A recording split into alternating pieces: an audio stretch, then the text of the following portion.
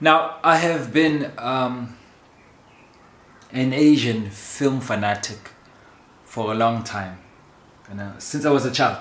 People who know me now and can attest to that. Even people who knew me back then can also attest to the fact that I've been a fanatic of, martial arts and kung fu movies for forever.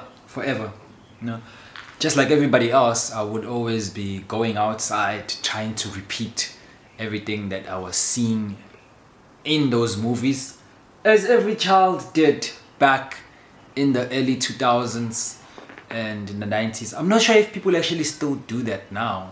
I think times have changed. I think you would probably look even more weird if you were to do that. But, probably people still do. But for me, it went beyond that. It went beyond just the repetition of the stunts that I was seeing, but it filtered through into my life.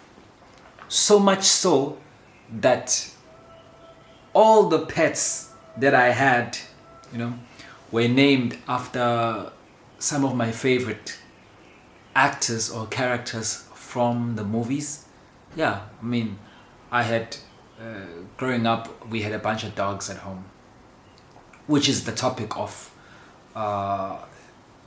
today's story. It's like the day I found out that I was eating my friends.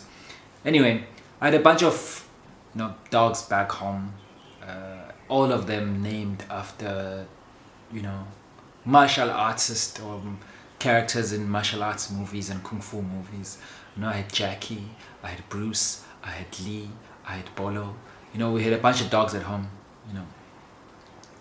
and I loved those dogs because every time I would see them, they would remind me of all these memories that I was having or experiencing at that time. Or if it was later in the years, they will still remind me of when I was young and how I would enjoy watching these films and movies. So the dogs became part of my life in that sense. And I remember when the dogs would pass, how it would break my heart, especially because the dogs, they passed when I was in university, and I would come back home and find out, oh no, Jackie is gone. Lee, we don't know where he went to. They just disappeared. I would be very sad. So yeah, we did have one dog that was not named after all these characters.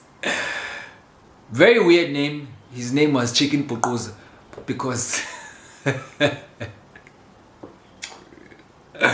because that dog, he really ate people's eggs. Yeah, the neighbors were not happy with that dog. Neither was my family. He really did steal eggs from the neighbors, basically killing chickens. We had to give him away. People were actually ready to put him down. That's how much of an annoyance he was in the hood. They were ready to put him down, but I don't know, somehow my mom called this guy to come and actually take the dog away to be raised with one of the other rough dogs, because he really was messing everything up. Anyway, where am I going with this story? I want to talk about pets because I had a bunch of pets, especially when I was younger, which is where this narrative is going. When I was a little boy still living in Cobbsville, I had pets. There are certain things that happen in your life that can be traumatic. And this story is one of those things where I was experiencing something traumatic as a child and I didn't even know it at that time. But my father, who I later knew was my stepfather, gave me one of the greatest gifts ever. He bought rabbits for me, little bunnies, white little bunnies. He actually bought a lot because they were like very small. You know how bunnies are, a lot of sex, and they exponentially grow into more bunnies. But he got me pets because he thought, they were cute and I was gonna have fun with them. And there were not a lot of friends in Cobbsville, so I would spend so much time with these bunnies that they like became like my best friends, and they would grow up so nicely. I would go to the back of the house and I would be like chilling there, talking to them and playing with them.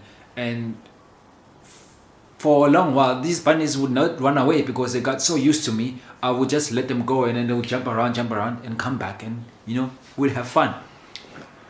But as I grew, I started noticing that my bunnies kept disappearing instead of the number growing, because that's what I would expect, because the number kept growing. The bunnies would keep disappearing. Suddenly, as I would be counting, looking for a specific bunny, I don't know what names I gave them, but I would suddenly think, how? Where's that bunny? I feel like there should be another one, but it's not here. But then I was a child, so I would just forget about it. If not forget about it, I would go and ask my father. I'd be like, where's this bunny? And they would tell me the bunny ran away, or something happened to it, like they gave it away. And I'll be like, I'll be sad, and then just let it go, and then fall in love with the other bunnies. But that constantly kept happening, that I was starting to get worried about them giving the bunnies away. I would be sad. It was my friends. I love these bunnies. It was not until one day that I actually found that I'm laughing now, but at that time it wasn't very funny, that I found the truth. I was coming back from school, one of those happy things, it's happy days, and I think something nice had happened. I was excited to go and have a talk with my best friends, the bunnies. I think the school let us early. We were let out early. And I came home, and there was this delicious smell, which I was used to, because my grandma was a beautiful, wonderful cook. There's this delicious smell. I'm like, it's one of my favorite foods, we're having chicken again. At least that's what I had thought, because that's what I've been told throughout this entire time. But this one day that I'm coming early without my grandma knowing, I come in early and I walk into the kitchen, and there it is. There it is. One of my bunnies on the table.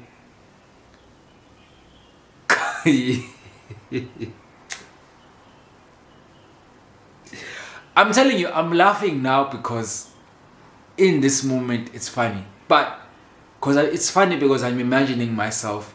But at that moment, it was the most traumatic things a child could ever see.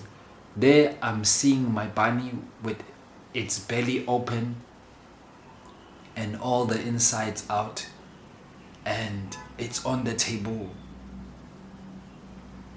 being ready to be chopped and cooked. The moment I saw it, I froze. And then my grandma turns and she sees me, and it's like, Timberland. And I think I just started crying, and with instinct I ran out the house and I was going to the cage to free all the other bunnies, because I was like, I don't know. I guess the feeling I was feeling at that time was it was sad. I was really sad, and I was traumatized at the same time, and I was scared for my bunnies, and I ran and I would let them go. I feel like saying all this makes me sound like I was a white kid, but I wasn't. And I went and freed my bunnies, and the problem is the problem is because these bunnies were so used to me, when I was freeing them, telling them to run away, none of them were running away. And I was getting pissed off that they were not running away. I'm trying to hit them with rocks for them to run away, but they just jump a distance and then they would come back. Because we're so used to playing with each other like that, I think they were probably like conditioned to just not run away and just, play with me. They would all just obviously just run out and then come back.